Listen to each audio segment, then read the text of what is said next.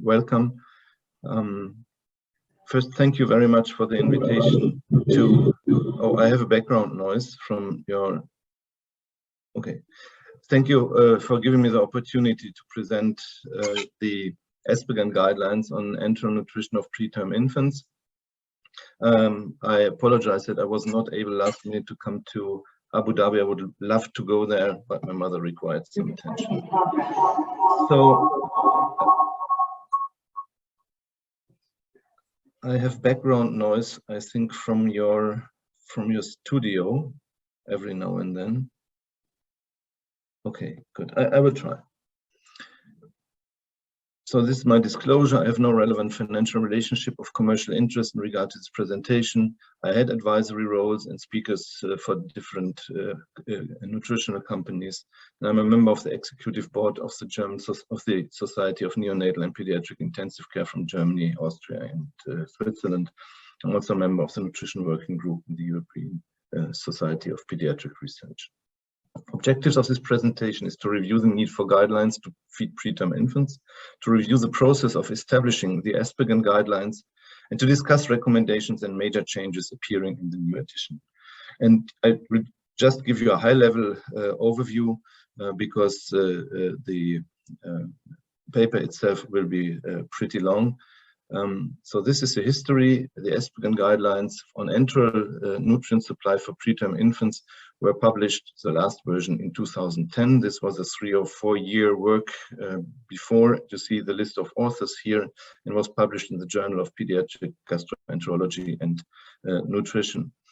And the process to review the ESPGHAN guidelines after 10 years was started, as you see here, on the 29th of January 2019, which is now exactly 3 years and 1 month ago. This was the email that came up and where we were asked to participate again. And there were also a lot of new authors in. What you see here is the overall composition of the working group. You see the yellow highlighted ones are the members that have been involved in the last session in 2010 already. And you see that we have a lot of new members, younger and experienced ones. So there was some new fresh wind and also fresh sight at some of the data.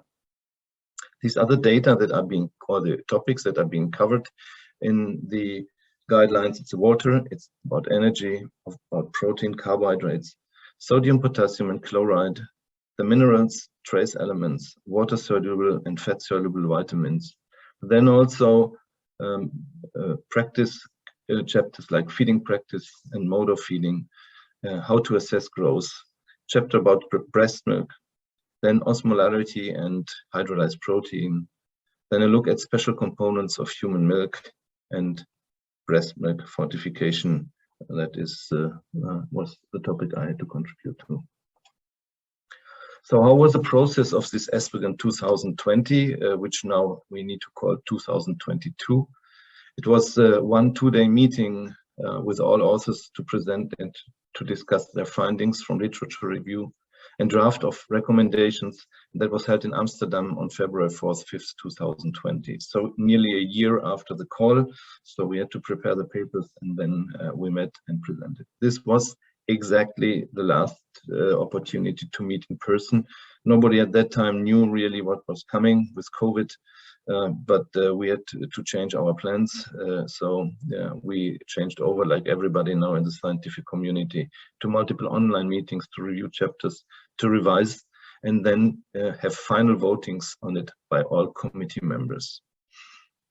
So the work was tedious. In my inbox, I have approximately around 900 emails on the subject ESPGHAN recommendations.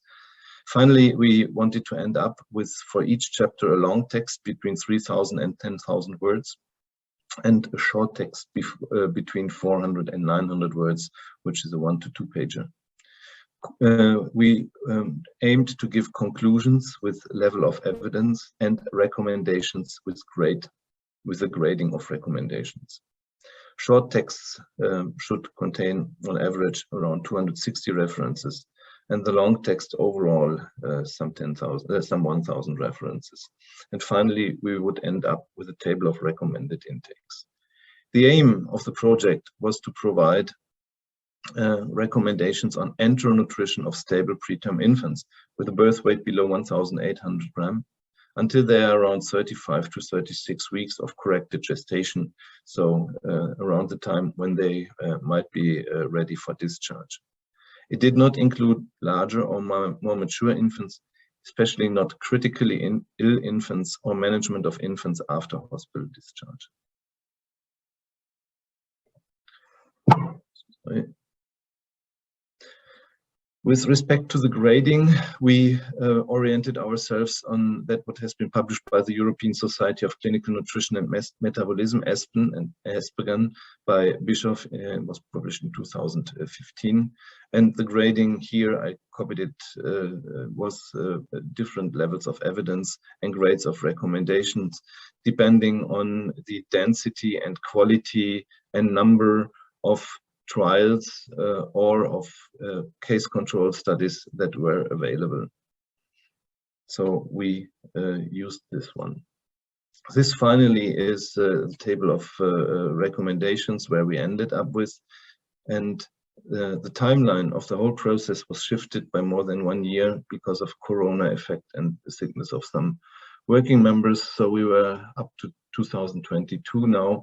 The whole paper has not been published yet, and it will be submitted, I think, until the end of February, which is where we are close to, or early March.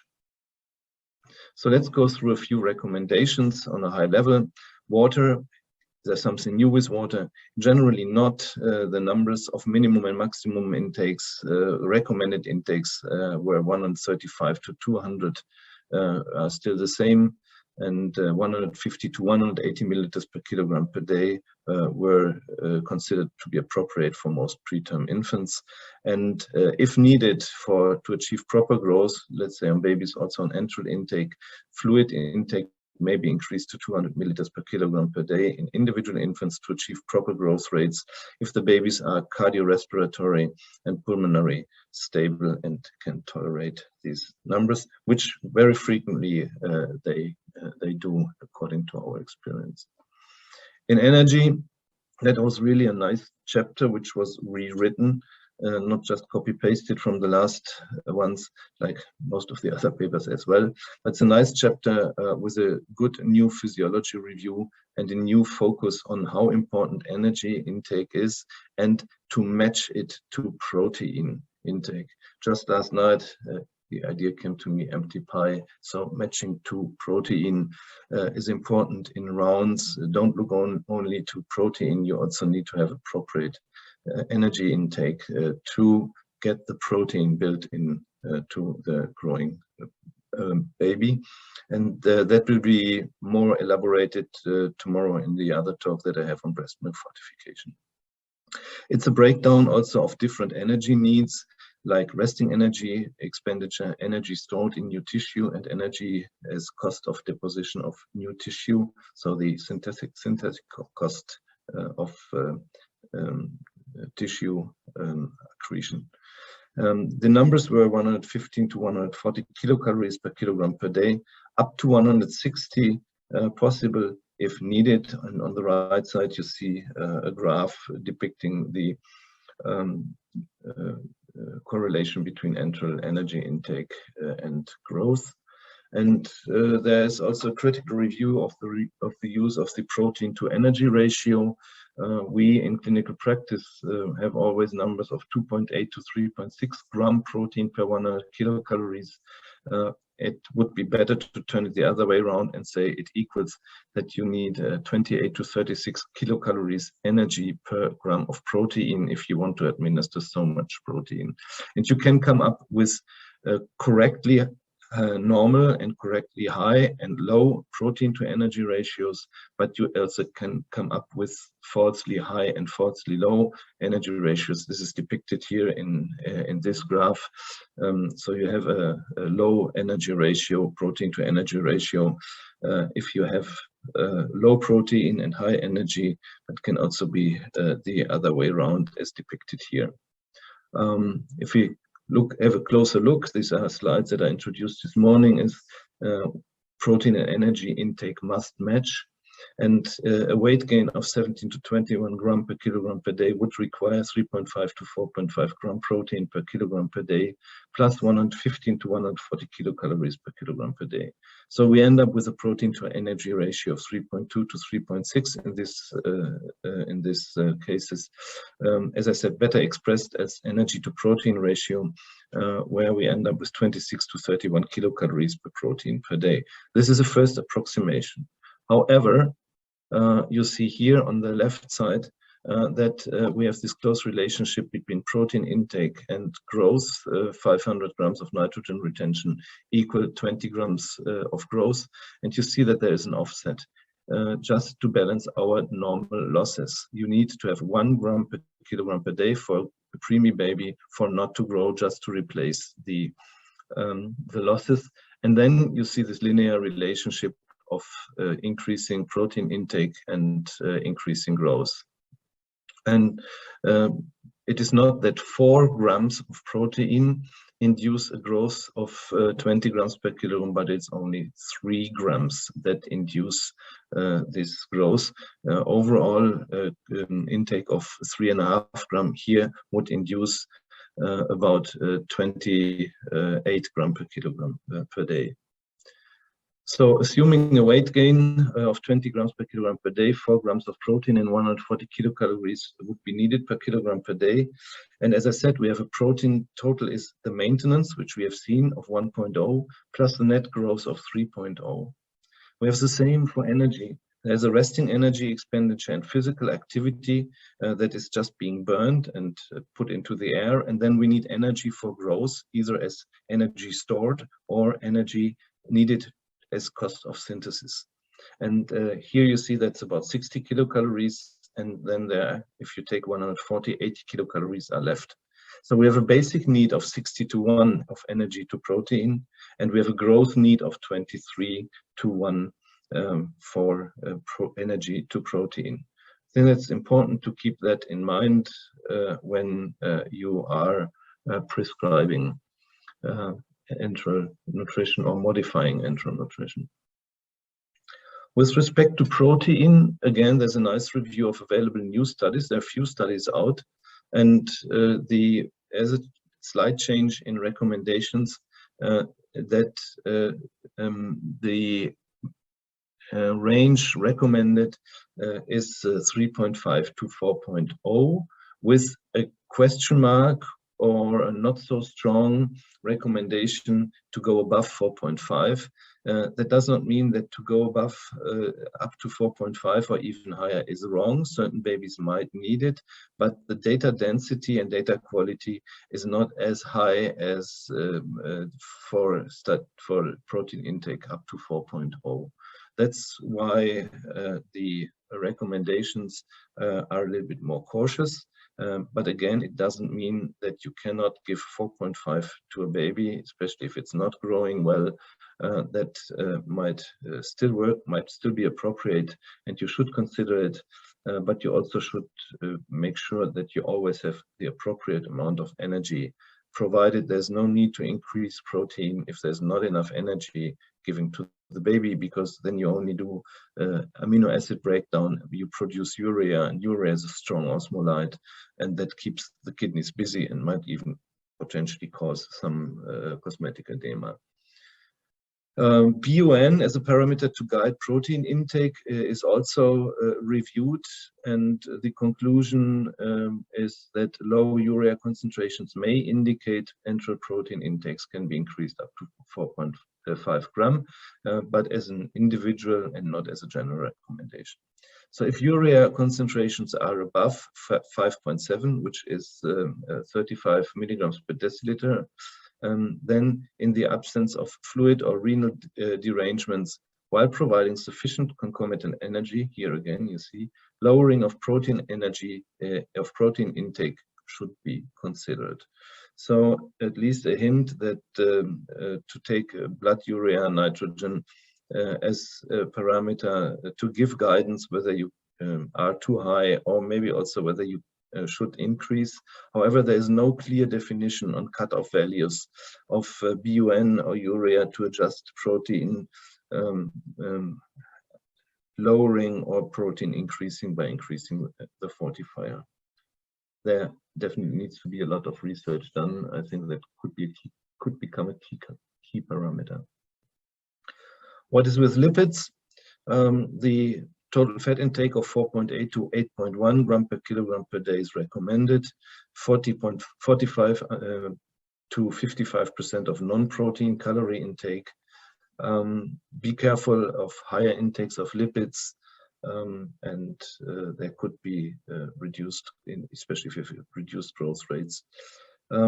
For essential fatty acids like linoleic acid and linolenic acid, there is no new recommendations, basically the same numbers. But we have different other lipids than that, because lipids have different fulfill different tasks in the body. I switch over that. So we are coming to the MCTs, which are here more the medium and short chain, more as quick energy providers. Not more than 40% of total fat should be given as medium chain triglycerides. If we go into the other range, which is here, the polyunsaturated long chain fatty acids, then DHA, so docosahexaene acid, the intake should be 30 to 35 to 65 milligram per kilogram per day. And you should have an assuming, or you should make sure that you have a corresponding intake of arachidonic acid here, which is 30 to 100. And the icosapentaenic acid intake should be below 20 milligram per kilogram per day. So these are relatively newer numbers. What with carbohydrates? Carbohydrates, there's nothing really new. Still 11 to 15 gram per kilogram per day is recommended. And it is put into the ring to consider the use of insulin more deliberately. Yeah, but that is not too strong. What is with electrolytes, sodium chloride and potassium? There is a slight change in that case, that the sodium restrictions are more liberal now. So the average recommendations are in a stable growing preemie 3 to 5 millimoles per kilogram per day, but you can also go up to a number of 8.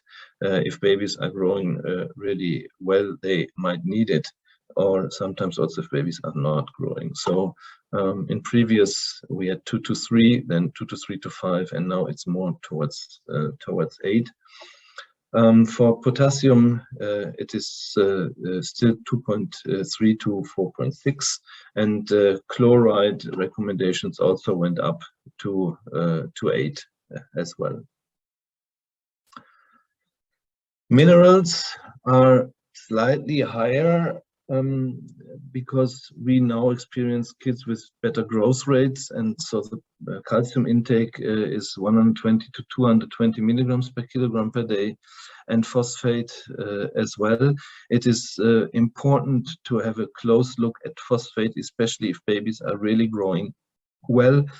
From the paper from Sissel Moltu, not Molu, sorry for my typo there, from Sissel Moltu, who was also part of the working group from Oslo, we know that if you deplete kids with phosphate, can severely impact your sepsis rate, and you should really monitor the phosphate as well, and make sure that, as I said, you do not deplete the body, because that was nicely shown in that paper. What about trace elements? No drastic changes. Have a look at zinc, copper, and selene. There are slight modifications, but nothing drastic. There are also not really new data out. For vitamins, it's more or less the same, nothing really new. Vitamin D is 400 to 700 and a maximum of 1000 units per day. What about these other chapters? Feeding practice. There's a good review about early feeds. What is early, what is safe? In general, you can start early and you can also advance relatively fast. Does not make a too big difference. The routine monitoring of gastric residuals is not recommended. The density of papers is really got better. And you can feel comfortable in not checking gastric residuals or checking them, but not drawing conclusions, all of them, in terms of how to advance enteral feeds. It is emphasized the role of enteral of feeding protocols. They should be implemented in all units. They help to reduce the need for parenteral nutrition, and if you reduce the need for parenteral nutrition, you inherently reduce the incidence of sepsis rates. And further down, it is a little bit specified. To avoid nutrient deficits, we recommend establishing a standard feeding protocol in every NICU that defines the following parameters: duration of minimal enteral feedings, daily advancement of milk feeds, definition and management of gastric residuals, definition and approach to feeding intolerance, definition of full enteral feedings, and breast milk fortification strategy. There are other recommendations on naso versus orogastric tubes, bolus versus gravity, and time to start oral breastfeeding that I cannot give you here in detail because of time issues. What about growth? How to monitor growth and what is correct growth? So very important, based on current evidence, the optimal growth velocity that optimizes outcomes in preterm infants remains unclear. I will add a few personal comments outside of the Asperger guidelines in the next slides. One conclusion is, according to WHO, in utero growth standards, fetal weight gain decreases slightly from 20 grams at 23 to 25 weeks of gestation to about 10 grams at term age. And recommendation 1, regular monitoring of weight, length, and head circumference growth is strongly recommended.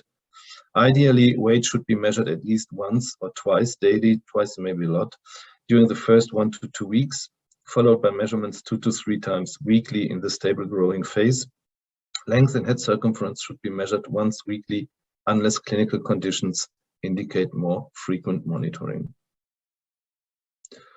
Personal view about growth. I quote here 2 of the papers where we put a lot of effort in to aim to find out how individual babies adjust to a new trajectory. We did it in the most healthy preterm infants that we could find in a group of nearly 4,000 preterm infants, and found a pretty consistent adaptation to a new percentile, and then developed what you see here, the individualized growth trajectories, which might help to give clinicians a hint where an individual baby should grow. That is like this. I can't review the physiology behind it. Maybe can do it one of the next years. But basically it creates a percentile, an individual trajectory that helps the baby to go back to its percentile that it might have achieved if it would have stayed in utero and would have had a normal postnatal transition at term, and then the weight that it would have got, let's say, at around 44 or 46 weeks of gestation. There's a chapter also about growth faltering. It can be because the baby has individual needs, like increased nutrient demands because the baby has BPD, or poor gastrointestinal absorption, maybe fat malabsorption due to loss of balsa lipase in pasteurized breast milk, or increased losses because it has an ileostoma, because it's a post-neck baby. It may be that the baby is being fed inadequate or excessive energy to protein ratios. Here again, the emphasis, look at the energy to protein or protein to energy ratio. And because of inadequate micronutrient, mineral, or vitamin intakes, especially phosphate and zinc, definitely more important. It is hard to assess the micronutrient status in actually ill infants. Can also be a hormonal balance, though in clinical routine we really know not too much about it, also not how to measure it, but just to review a little bit the physiology of growth faltering. And these are recommendations: rule out inadequate macronutrient intakes due to suboptimal or unbalanced fortification of breast milk or use of artificial formula milk not designed for preterm infants. Look at electrolyte imbalance, especially sodium, but occasionally potassium and chloride. Look at acid-base disturbances due to alkali imbalance and excessive renal osmolar load. There are papers on that. Also, obviously, anemia secondary to blood losses or iron deficiency. I think that is done in very many units routinely. The chapters on breast milk is about pasteurization to get rid of CMV, of potential CMV. Overall, the main conclusion is there's insufficient evidence for routine pasteurization of CMV positive mothers. It's about donor milk, maybe not so much of interest in your country, but maybe yes. That donor milk is great, but be aware of growth, because donor milk is produced very late in lactation and is therefore has lower protein content, usually below average, and be aware of that. That can be fixed. There's also some information about buccal colostrum. And we have the ongoing question about hydrolyzed protein, yes or not. Is it good? Is it needed? And overall, the new guidelines say there's still no effect on outcome. It may be used, but it is not a must. And in light that non-hydrolyzed protein has the better quality because of more balanced amino acid patterns, it is really so that non-hydrolyzed protein is not a bad way to feed babies. In terms of osmolality, there's always this 400 milliosmol as an upper osmolality for enteral feeds that should be fed to babies. I'm really happy that the group decided to take this recommendation out. It is a really old recommendation based on one study in the 70s of two extreme formulas that have been fed in a few babies. And there are more and more data out that really show that there is no association of osmolalities between 300 and 500 milliosmol per liter and necrotizing enteral colitis. I think that is really a progress. And then the chapter about lactoferrin and all the tiny little and other contributions or contributors in breast milk that I cannot go into detail right now due to time issues. About breast milk fortification, it is concluded that it's needed for most VRBW infants. Human milk is highly variable with macronutrient composition, leading to a risk of postnatal growth faltering in human milk-fed infants. There's a risk of over and under fortification when applying fixed dose fortification strategies. Donor milk is at highest risk, as I told you before, and there are improvement of different strategies, standard versus individualized fortification. There's a Cochrane review out with positive findings already after 7 studies, which indicates that there might indeed be a positive effect of these individualized strategies. But I will come to that back tomorrow in my second lecture. So there will be a tentative publication date in March 2022, or maybe 1 month later. And I tried to give you a high-level overview. What can you expect from the Espen guidelines? I think it's really worthwhile reading a couple of these chapters more in detail, because there's a really good review and new review of the new studies, and also coming up with some didactic and educational ideas. And so I would like to thank you for your attention.